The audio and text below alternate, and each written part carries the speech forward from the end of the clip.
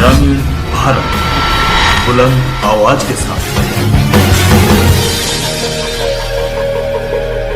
विद्युत विभाग की लापरवाही से जवान युवक की मौत, लोगों ने जमकर काटा हंगामा। आपको बता दें, ज्वालापुर विधानसभा के गमीरपुर गांव में विद्युत विभाग की लापरवाही से जवान युवक की मौत हो गई। दरअसल पूरा मामला यह है कि हाई टेंशन तार मकान से सिर्फ 2 फुट ऊपर से जा रही है। पीड़ित परिवार ने इसकी शिकायत कई बार विद्युत विभाग से की थी, लेकिन इस पर कोई कार्यवाही नहीं हो पाई, जिस वजह से हाई टेंशन तारों से टच होने पर जवान युवक की मौके पर मौत हो गई। जिसके बाद लोगों ने विद्युत विभाग के विरुद्ध जमकर नारेबाजी की। वहीं मौके पर पहुंचे ज्वालापुर विधानसभा विधायक रविवार बहादुर ने कहा कि इतनी बड़ी लापरवाही को बिल्कुल भी बर्दाश्त नहीं किया जाएगा। मृतक के परिजनों को मुआवजे के साथ साथ विद्युत विभाग में नौकरी स्वीकृत करनी होगी। वहीं एसडीओ के ऊपर भी कार्यवाही की जाएगी। वहीं सामाजिक कार्यकर्ता सुमित दिलावरी ने कहा कि विद्युत विभाग द्वारा ऐसी लापरवाही लगातार सामने आती रहती है, जैसे अब की बार बिल्कुल भी बर्दाश्त नहीं किया जाएगा। यह विद्युत विभाग की लापरवाही से जवान युवक की मौत हुई है, जिसकी भरपाई विद्युत विभाग को करनी होगी। पत्रकार नौशान रजा की रिपोर्ट। देखते रहिए ग्रामीण भारत बुलंद आवाज न्यूज चैनल, खबरें आपके क्षेत्र की।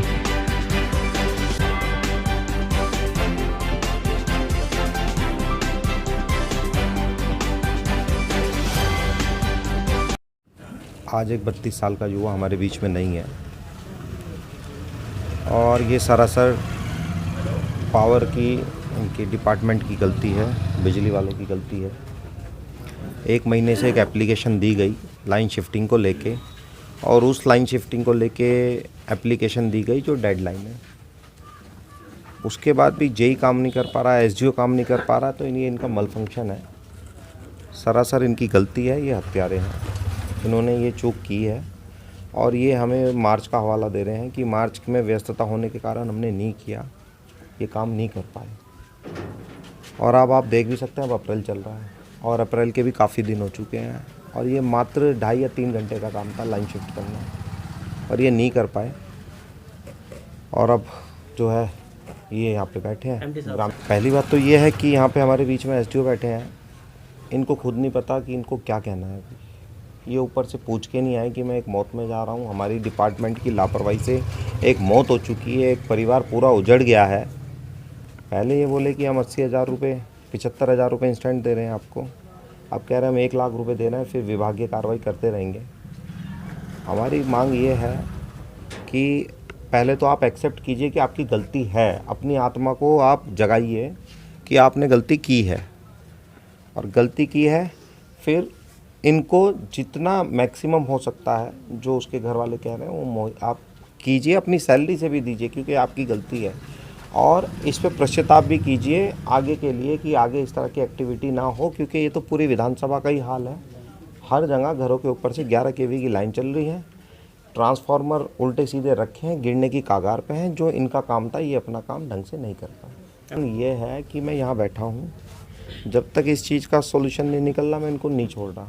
इसके बाद भी मैं इनको बोल चुका एसडीओ को कि आपका काम बढ़ चुका, आपसे नहीं होगा तो मैं पैदल चलूँगा, खुद धूप में बैठूँगा और ये लाइनें ठीक कराऊँगा। आगे से मेरी विधानसभा में इस तरह की एक्टिविटी मैं नहीं होने दूँगा। अब ये देखना है कि ये मेरा कितना साथ देते हैं। मैं इनका साथ देने के लिए तैयार हूँ। इन्हें जो भी चीज़ें चाहिए, जो भी रिसोर्सेज चाहिए, हम चाहे आपस में इकट्ठा करके करें, हम करवाएंगे, पर हम इस तरह के हादसे अपनी विधानसभा में नहीं होने देंगे। ये मामला देखिए बिजली विभाग की लापरवाही का मामला है। जो लाइन यूजलेस थी, जिसमें पिछले 7-8 साल से यूज नहीं हो रही थी यहाँ गांव के लिए, वो कई बार एप्लीकेशन दी जा चुकी है विभाग को, एसडीओ को, सबके संज्ञान में था मामला और कोई कार्रवाई नहीं हुई। आज उस यूजलेस लाइन ने, जिसका समाज में गाँव में कोई काम नहीं था लाइन का, उस लाइन ने आज एक हमारे भाई का त्रासदी हो गई है कि घटना के तहत करंट लगने के उसकी मृत्यु हो गई, और ये बहुत दुख भरी घटना है जो विभाग की लापरवाही के कारण हुई है। मांग मामला हुआ, इसमें मांग तो यही है, जो विभाग दोषी है, जिन लोगों को कार्रवाई करनी चाहिए थी, लाइन को हटाना चाहिए था जो यूज में नहीं थी, उन लोगों के खिलाफ कार्रवाई। और मृतक आश्रित है क्योंकि जवान भाई था, बीवी है, बच्चे हैं, पूरा परिवार है, उन के परिवार को कुछ राहत कोष से कुछ मिलना चाहिए ताकि वो अपना गुजर बसर भविष्य में कर सकें।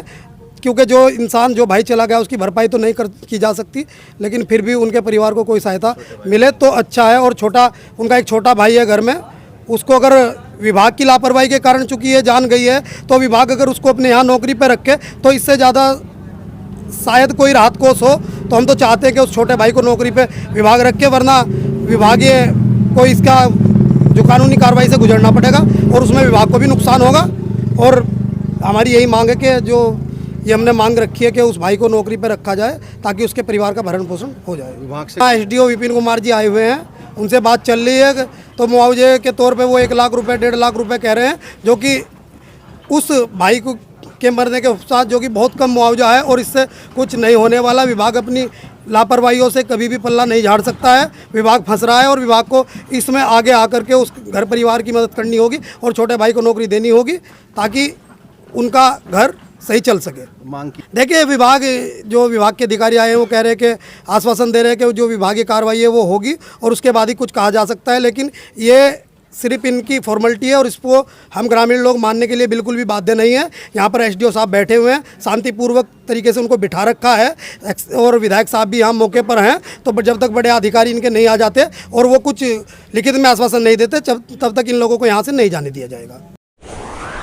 ग्रामीण भारत बुलंद आवाज के साथ।